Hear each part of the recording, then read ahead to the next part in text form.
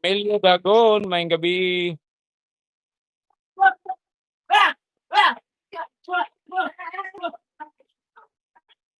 Luciano Junior, maayong gabi. Maayong gabi guys, pa-like guys. Yan, papindot po ng like. Job Street! Yan po yung mga bata na lalaban ngayong Sabado guys sa Merida. Cuadro Alas Promotion, Amateur Boxing sa Merida. Ngayong Sabado po, kita-kits tayo dyan, 5 PM. Sa lahat po ng mga tagalungsod sa Merida. Merida Liti. Apir! Let's go!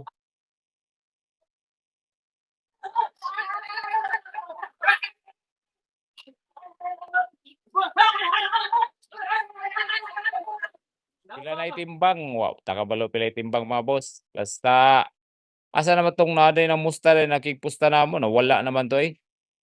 Nawala na nga nakita nila nga ni gamay na si Cuadro Alas.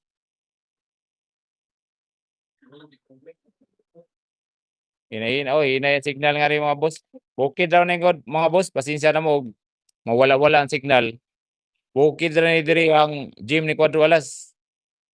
Pinakatumoy ni sa kuan. Merida.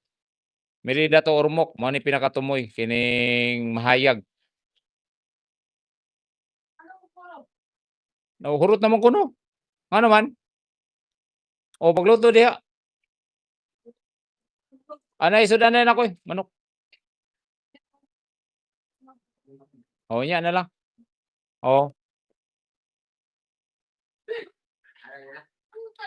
Tumato niyo. Diyan. Napakagaling na version ni Tata noon. Shoutout naman dyan, Jason, ano to? Israel. Idol, pupusta ako sa round 1 knockout. Siniri, kaya mo yan, idol. Basta wag ka lang tatakbo. Wag lang tatakbo si Luis Neri. Champ Arthur Isonsa from Davao. What up? May gabi dia, Champ Arthur. Watching from, yan. Tapos na update sa timbang. Wala pa tayo kabalo sa timbang mga boss. Arigato. Yes, mga boss, sinabihan na walang hangin daw. Siniri na bas, walang hangin daw. Yun yung trending ngayon sa Japan. Na bas, siniri, walang hangin. Kasi hindi tayo nakakita ng ano ba? Hindi tayo nakakita ng suntukan talaga ba? Kumbaga, lakdap po, at kita lakdap. Nakakita na taglakdap sa 10, 11, 12. Nya. Kaya may ra po kay nga lakdap. Wala gi ingon nga binayloan ko mo ba? Nabas karon kay giinan nga buhing. Nabas karon kay giinan nga buhingal si Neri. Neri si Inoue sa Japan. Mayang gabi, good luck. Sa bawat suntok may pangarap. Sa bawat Mga kakwento, hanggang dito na lang muna ang ating kwentuhan. Huwag kalimutan na mag-like, share at subscribe.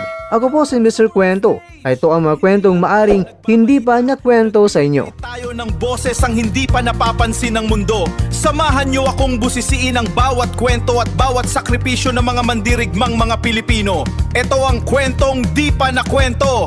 Pilipinas para sa mundo. Pilipinas para sa mundo.